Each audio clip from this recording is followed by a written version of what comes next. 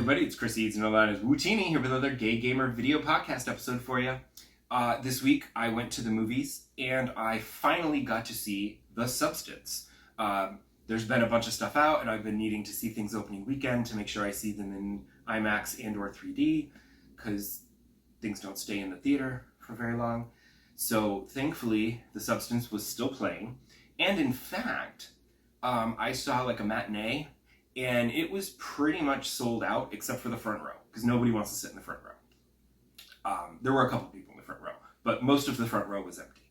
But other than that, it was full up. I mean, it was a small theater, but it was still full up because people want to see this movie they've heard so much about. And while I don't think I was as impressed with it as some people I know who were raving about it, it is really good. Demi Moore plays an older actress whose career is on the decline, and she discovers this substance that can create a younger, more beautiful, more perfect her. And then they just have to trade places every other week. They trade places every week, and she gets to live, and then she gets to live. And of course, it goes horribly wrong. Demi Moore is amazing. She's really good in this. Early on I realized that this is not reality. Like, there's no, like, everything's like a cartoon. It's like a live action cartoon. Like, there's no reality. There's no logistics of like how she's paying for this and like what her job is and you know, and like everything's just sort of cartoony and just go with it. Like, there's no reality at all, which is fine, except that as a live action cartoon, like, it's not subtle. Like the unfair beauty standards that it's railing against, it's not subtle at all in any way, shape, or form. But as a cartoon, like, you don't feel, and you feel for the Demi Moore character, but you don't feel for Sue, the new character created by The Substance. So that was sort of lopsided, but it's just, it reaches an unbelievably gonzo climax that I was like, what is even happening right now? And it's funny because there were people in the theater that were like laughing uproariously at stuff. And I was just like, I don't really find this like laugh out loud funny. It's kind of like ironic funny or like dark funny, but I'm not going to like laugh out loud. I did laugh out loud a few times, but like the ending, I'm just like, it's sort of sad and tragic, but also kind of funny. It's just completely insane. And I was just like, I don't even believe that I am seeing what I am seeing right now. But my only real complaint with the movie is that it could have gotten there a lot sooner. Like, it's almost 2.5 hours long, and it really could have lost a good half hour, come in just under 2 hours, and then it could have just moved a little better and gotten to that climax faster, and it probably would have been a more enjoyable experience. It just, because it's not subtle and the point is so obvious, like, belaboring the point doesn't help. You know what I mean? So, but I recommend it. I don't know where it'll be streaming because it's Mubi, but it's also good to see it in a theater full of people because they will react appropriately to the horrific things that they are showing you on screen. And that's always entertaining. And then I didn't go to the theaters, but we did watch the new adaptation of the Stephen King novel Salem's Lot that premiered on Max. And I have no idea why they tried to do this as a movie. It worked mostly as a miniseries. They did 2 miniseries with it, most famously the Tobe Hooper one in the 70s. There's another one with Rob Lowe, but no, we're not talking about that one. I didn't really see it. I probably saw it and forgot about it. I don't know. But to do this as a 2-hour movie is kind of bonkers because there's a lot to cover, and it just sort of steamrolls through the whole story, and you're left barely able to follow who's who and who's doing what to whom. It gets a little lost in translation. Like, there's one scene where someone's like, oh, you know how that person died? Well, now this person's dead. And, like, people are dying off camera, and it's like, wait, what? And there's characters that, like, don't show up until, like, the end, and you're like, where have you been this whole movie? And apparently it was 3 hours, and they cut it down to 2, so they were probably in the 3-hour cut. There were probably additional scenes, and they said, well, we don't need those. It's like, but you do. And the whole thing, there's some great visuals in it, some really good spooky visuals, and the filmmaker clearly can tell a story, but this should have totally been like a 10-episode series on Max, so that you could tell the story, get into the townspeople, watch them turn into vampires episode by episode by episode until you reach the climax. But it should have been a 10-episode series, but with a different ending, because the climax, it doesn't take place in a spooky house, and I was a little taken out of it at the end. I was just like, this isn't really working for me as a location for the big grand finale battle. So your mileage may vary, but it's not great. It's not terrible, but it should have been so much better. And it also should have been a series. As for games, I did not play anything new, but I did buy something new. There's another PlayStation sale going on. Every time they change to a new sale, I always like to browse and see what's what, because, you know, I'm looking for, you know, Star Wars Outlaws to dip in price a little, but that'll take a while. But then there's certain games where I'm like, oh, maybe Cyberpunk will be like $20 or something. Anything that, once they drop below $20, I'll pull the trigger on it. But I'm scrolling and I'm not seeing anything. And then I scroll some more and I was like, this just keeps going. Like, I just keep scrolling and scrolling and scrolling. And then it starts to turn into like these weird like indie games.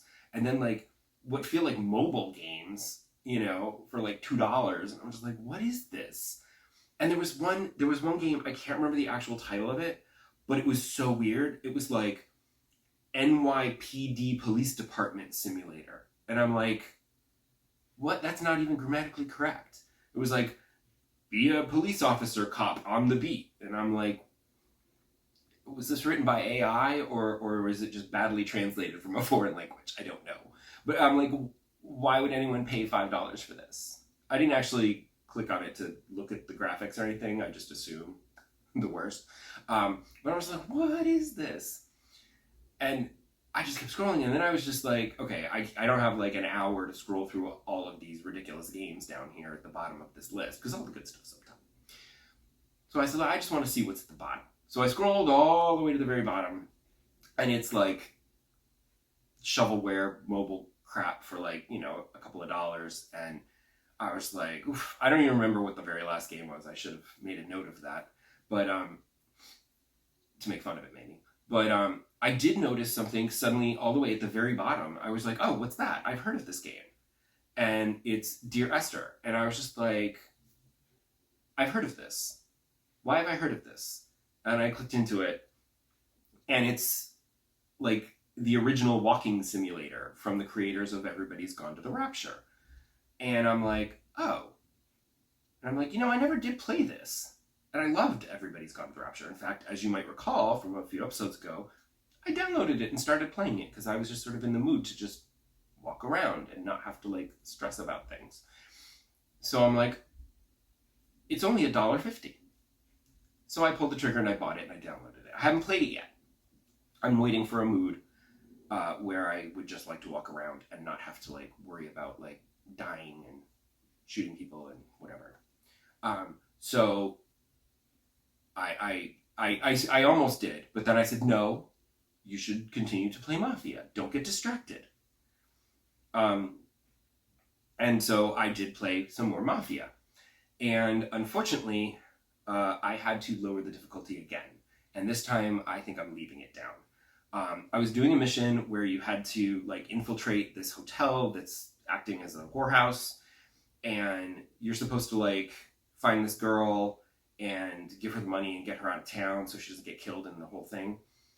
And then you're supposed to like kill the manager, steal some papers from his office, and blow up the office. The problem is the manager's not in his office. He's down in the lounge with a whole bunch of people. And I'm just like, how am I supposed to do this? Like, I have to, what? And I'm like, is there some way to get him to go to his office or something? Because if I kill him in front, I can't kill him in front of everybody. It's going to start a whole firefight. And so I went online to look up a walkthrough and see. And sure enough, that's exactly what you're supposed to do. So I'm like, oh, great.